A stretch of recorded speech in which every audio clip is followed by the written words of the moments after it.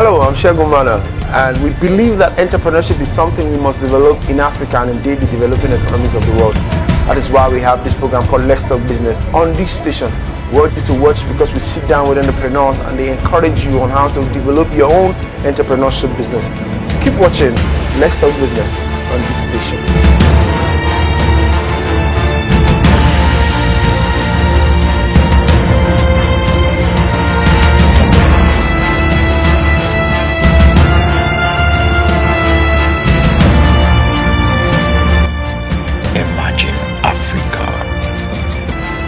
Let's Talk Business, showing on the station.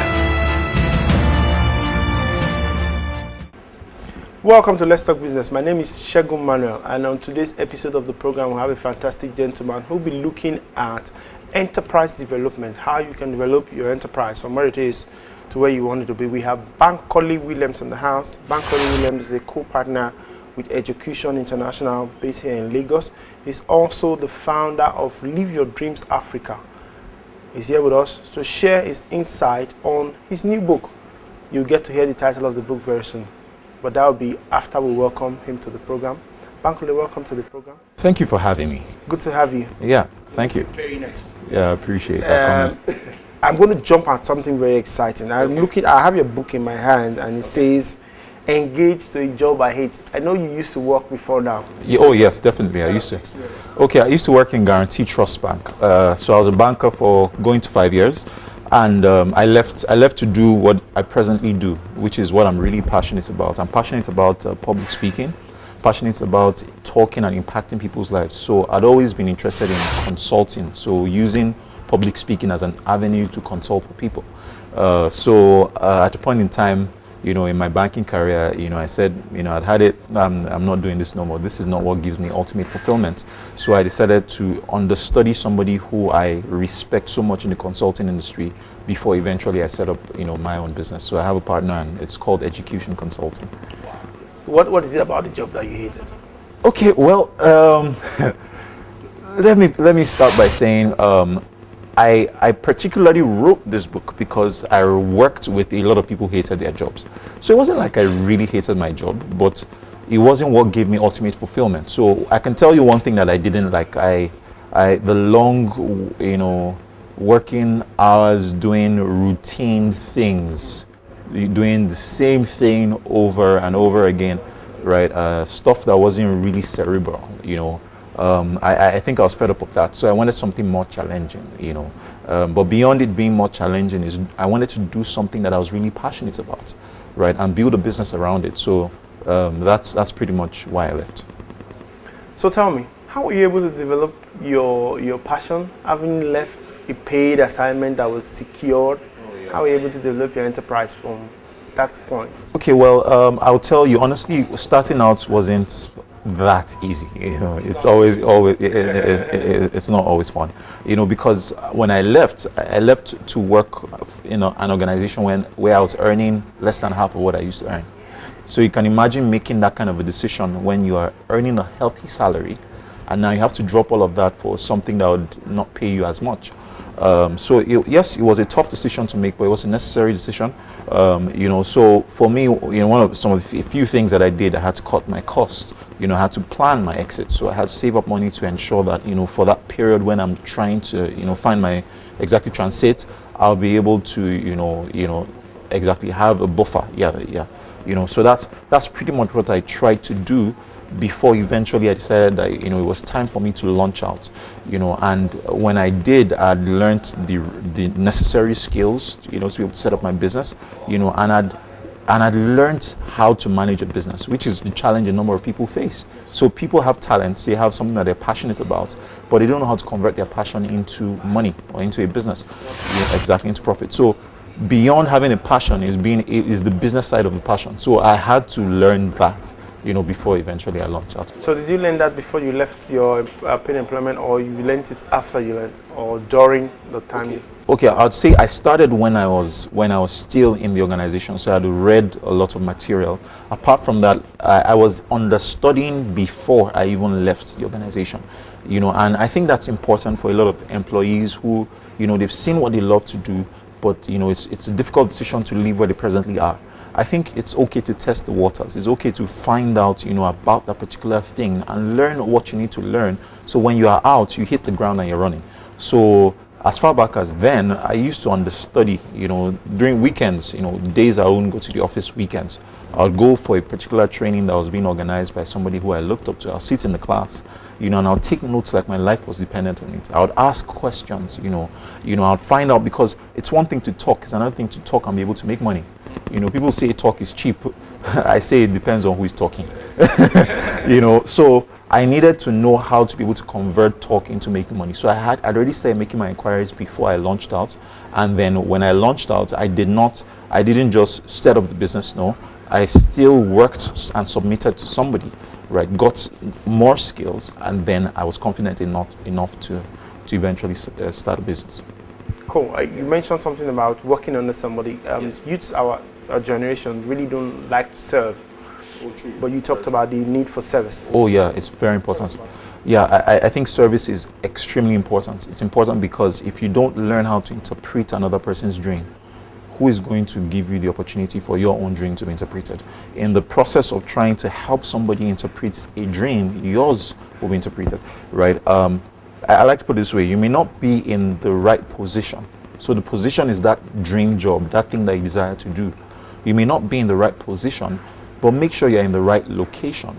So the location is the vicinity where your dream can see the light of day, right? When you're serving somebody, particularly when you're serving somebody who is in that field or industry that you're interested in launching out to, right? You're in the location where your dream can see the light of day, right? So it's important to serve. You become somebody in the process of serving, and that person you become will determine how you would be able to manage your business when you set up your own, right? There are things you learn, so I think all these are important. Volunteering is one thing that not too many people talk about. So a lot of graduates today, they don't have jobs, but one of the things I say is there might be no jobs, but there is work, right? There's work everywhere. So how dare you stay at home for 1 year and you say you're waiting to get a job? It really doesn't make sense to me. So you're in your house doing what? Watching TV? Just waiting for that thing to happen. Whereas the opportunity to get the job is out there. Why? If you find work, chances are that once you start working, you'll get a job, even though you are volunteering and may not be paid for it. So you're learning skills, whilst embarking on, the journey towards finding work, so to speak, right? You're learning certain things that will make you somebody someday when you set up your own enterprise, So I think it's important to serve. And all those are part of the developing your own enterprise. It's part of the development. Oh, definitely. Development that we're talking about today. Definitely. You must be able to develop your own enterprise. That's what Bankole Williams is telling us. He's here to share more of what he has with him, but we will not do that until we come back on the other part of this program. Don't go anywhere. When we come back, Bankole Williams is still here.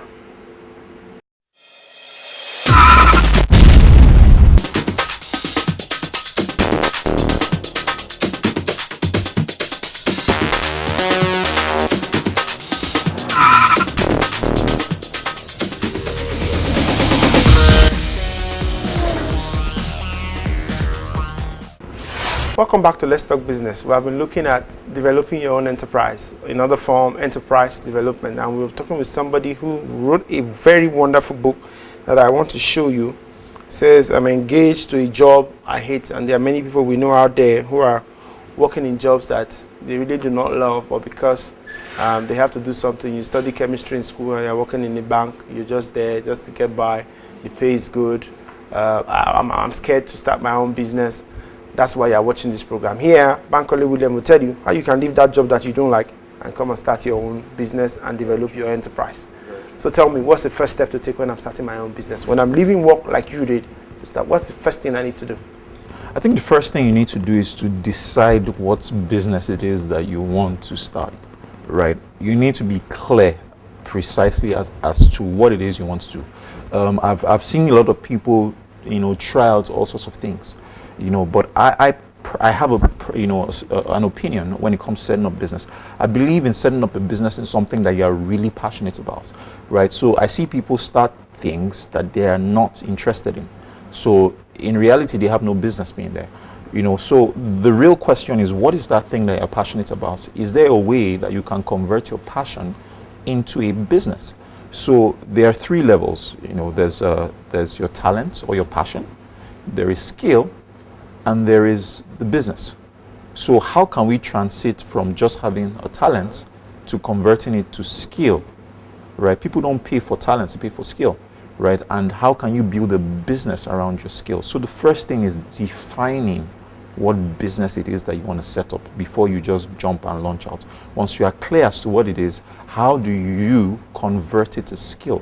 How do you diligently and with discipline hone that particular talent to the point that it is so good that everybody wants to part with money for that particular thing, right? Then how do you build a business around that particular talent that you have? So I think that's really the fundamental thing that you really need to be clear about before you launch out. Okay, I understand now what business I want to do. Yes. What's the next step to take? People say you must be at a particular location or you must have particular capital, because young people complain every day that I have a fantastic idea of what I want to do, but I don't have money to start. Tell us about how you started. Oh, fantastic. I hear this a lot, and it's a good thing you asked that question. I hear people say things like, I don't have money. And I hear people say, I'm waiting for the day when I'll have 10 million naira. And once I have 10 million naira, I'm going to start, right? That perfect moment never comes. That perfect day that people are looking out for, it never comes. So the question is, what do you have? I think that's the first step, and one of the things you have is your talent, which is what I first of all said. You need to be able to count that. So count what you have. So ask yourself, what do you have? When I say what do you have, I mean, what are the networks you have? Who are the people that you know? What resources do you presently have? Put it on the table. Then the next question you need to ask yourself is, what can I do with what I have? So once you have found out what you presently have, ask yourself, what can I do? So I have this huge vision of what I want to do. Is it possible I scale that vision down such that the amount of resources that I have presently can accommodate that particular thing that I want, right? Once you have been able to identify what you can do with what you have, the next thing is just start. I've heard people with all sorts of lofty ideas, and I say to them, this is a wish. It's not a dream. It's not a vision. If it's a vision, it will be compelling enough for you to do something about it, right? But I hear people with lofty ideas, and I say to them, can you scale it down to something that you can start now? So people are waiting, whereas if you're waiting for 10 million naira, but the question is, you have 10,000 naira now. With 10,000 naira, what can you do? How can you scale the business down to that amount of money such that you can start now? So there are 3 things, dream big dreams, have that huge vision of what it is you want to do. Fantastic. We have a mind. God has given you the mind to be able to dream, journey to whatever length you want to go to, right? That's the first thing, dream big dreams. Number 2, start small. Do not be afraid to start small. People are looking for, opportunities to start big. They never really come. Don't be afraid to start small with the resources you have. Then number 3 is grow fast. So you put 10,000 naira in a business, you make 20,000 naira. Can you plow the money back into the business and not start, spending money? Can you delay the gratification and say, hold up, I'm trying to build a business here. I'm going to plow the money back into the business. And 20,000 naira becomes 40,000 naira. You are patient enough to delay the gratification, plow the money back. Someday you will discover that you have the 10 million naira that you're looking out for. And if you had just been waiting for it, it would never come. But if you had started small and reinvested the money back into the business, one day you just discover that you are there. Exactly. Yeah. Exactly. Cool. We hear every day, they say most of the businesses that fail worldwide fail at their incubation and inception stages. That's because some people say people are not able to work their businesses and they didn't do enough research to start. Yeah. What is it in your opinion that makes businesses fail at this very early stages? So most businesses don't stay up to 5 years before they collapse. What's the thing that hinders people? Some will say some people are not diligent enough, some people do not follow through enough, some people do not have enough customer focus, and they're not providing quality and value services. Tell us about what you think about that. I think the fundamental reason why a lot of businesses fail is because people are not willing to adapt with the times. People So you have an idea, but we have a fast-paced, system or society. 1 minute something is trending, the next minute people are moving to the next thing. So you have an idea. The question is, you set up a business around it, but how adaptable are you to the circumstances and situations out there? So one of the things I hear people say, and it can tend to be controversial, but I know it's the truth. I hear people say, oh, I want to be true to who I am, or this is what I really love doing, blah, blah, blah. And that's fantastic. It's good to do that, right? But it's also good to recognize what the market is buying.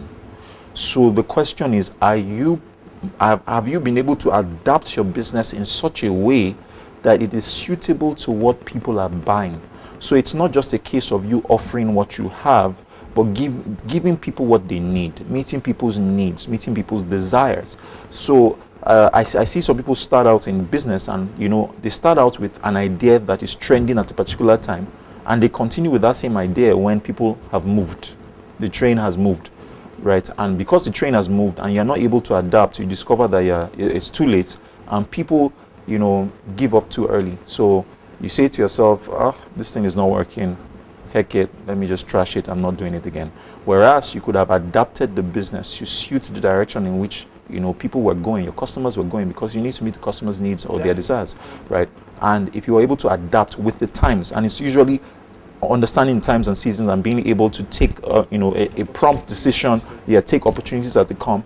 Otherwise, you'll just find out that you're drowning, and possibly you just die out in business. Most people will tell you, for example, you see people go into businesses, especially in Nigeria, because every other person is doing it. So if there's a pure water factory here, the next compound wants to open their own pure water factory. So some will tell you, well, if that business is clustered, move to the next one.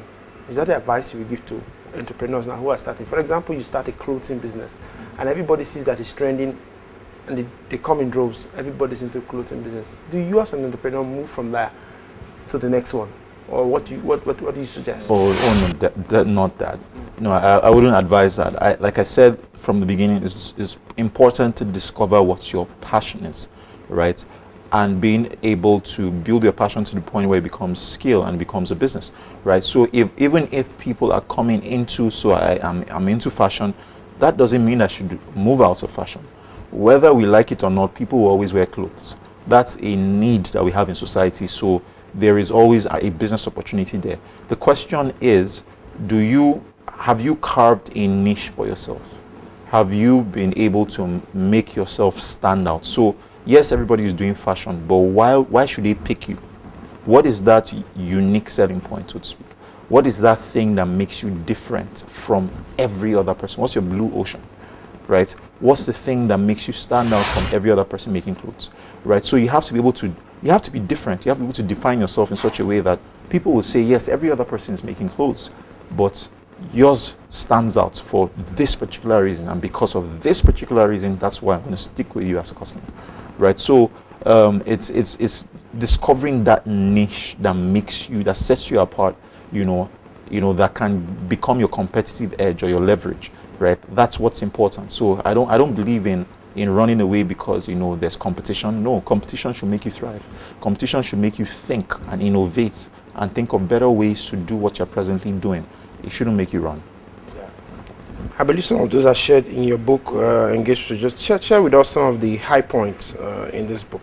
Well, there are two interesting concepts I'm talking about in Engage to a Job I Hate. The first is what I call employee engagement. The second is what I call enterprise development. Right. So the first thing I'm saying is I've discovered that a lot of people hate their jobs, and on the whim of the moment, they say to themselves, I do not like this job, so I'm going to leave it. And they make decisions on a whim, and they go out there and they discover that, it's really tough out there, and they have regrets. So I've seen people who have left certain jobs and they wish they never did. So how do you ensure that you don't make such a hasty decision that will cost you something or that will make you regret, right? So I teach certain principles as to how to be properly engaged in wherever it is that you find yourself. Two things I like to say. Number one, it is better for you to do what you love, right? But if you are not doing what you love, then love what you do. So find passion and fulfillment presently in that thing that you're currently doing that you seemingly think you hate.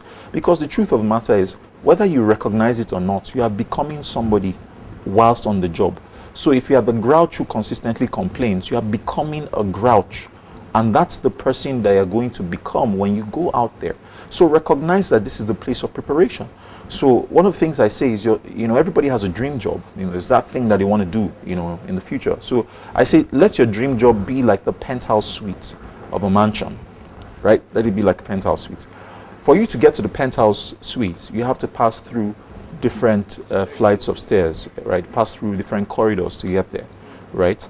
Now, here's the point. Your current job is a walk on the corridor. If you walk carelessly on the corridor, it will determine how and when you get to the penthouse.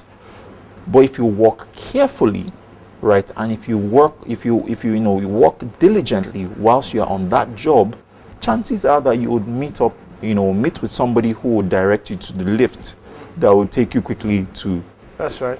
I like that illustration. And that's the truth. I have seen people's lives change because they treated a customer as an opportunity. And that customer was actually their access to the dream job. So people fail to realize that their present jobs are opportunities for them to get ushered to their dream jobs. So your faithfulness and diligence in that place will determine what is going to happen eventually. So it is important that you are plugged in and you are properly engaged. That's why I titled it Engaged to a Job I Hate. That's the first thing. Then at a point in time you say to yourself, you know what, I've done my time here. I want to move on, right? And that's where we go to enterprise development. So what are the questions you need to ask yourself to know whether or not it is the time to leave, right? What are the questions you need to ask yourself? What are the things you need to do to prepare for this decision you have to make? Who are the people you need to carry along? So you don't just make a hasty decision. You have to count the cost of what it is that you're doing, right? And then when you launch out, what are the principles that you need to exude for you to be able to succeed as an entrepreneur out there? You see the reason why you need to read Bankole Williams' book, Engage to the Job I Hate. It's not just about you being employed, but also as an entrepreneur. You need it. As an entrepreneur out there, this is a handbook that you need by your side to read and to follow steps you need to do to move to your next level. You can also check out Bankole Williams on the internet. His website is www.bankolewilliams.com. I'll take that again, www.bankolewilliams.com. If you go there, you will see information on how to get his book and other materials.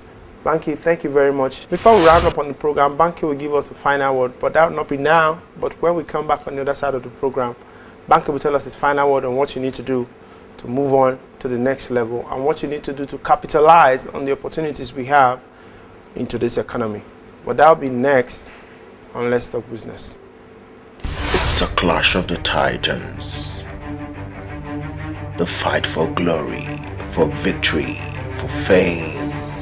Only one man, only one thing will stand out. Keep watching ABN Sports.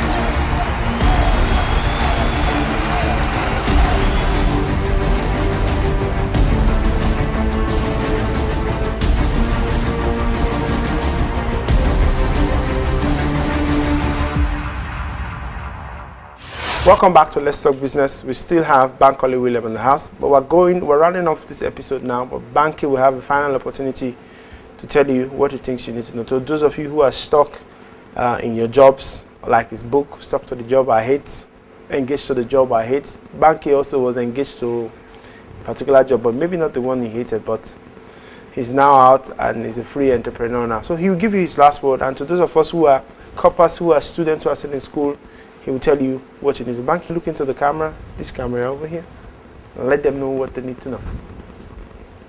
Okay, sometime in the course of this year, I started an initiative called Live Your Dreams Africa. I started it because I discovered that a number of people are not living their dreams. And I strongly believe that life is about living a life of fun and fulfillment. So it is important that you discover what it is that you're created for and build a business around it such that you would eventually be living a life of fun and fulfillment, and you'll be living a life of your dreams. So I think it's important that you discover that thing, right? It's in your talents. It's in the things that you love to do. It's in the thing that you do and time passes by and you don't discover how much time has gone. It's in the thing that, you know, you find frustration in. I believe that you're called and created to solve your frustrations. I also believe that you're called and created to add to the things that you're fascinated about. So what are your fascinations? What are your frustrations? Hidden in them is the thing that you should be doing, and it's the career path that you should be charting for yourself. It's time for you to live a life of fun and fulfillment. It's time for you to live your dreams. Find that thing, discover it, and start living. Thank you. Thank you very much, Banke. Thank you for coming on the program. Thank you for finding out time to share with us. You're welcome. We'll definitely read the book. We'll definitely read the book. Thank you for having me. Thank you for watching today's episode of Let's Talk Business. I'm sure you know what it is, what it takes now to develop your own enterprise, because Banke has said, don't forget to get Banke's book. And on today's episode, this is where we'll call it a day. We hope you stay with us on some other episodes of Let's Talk Business. My name is Segun Manuel, and we have been talking business. One of the advantages of the third world countries is that they are emerging. They are You dynamic. employ people. What is the minimum wage that people are supposed to be paid for the kind of job they're doing?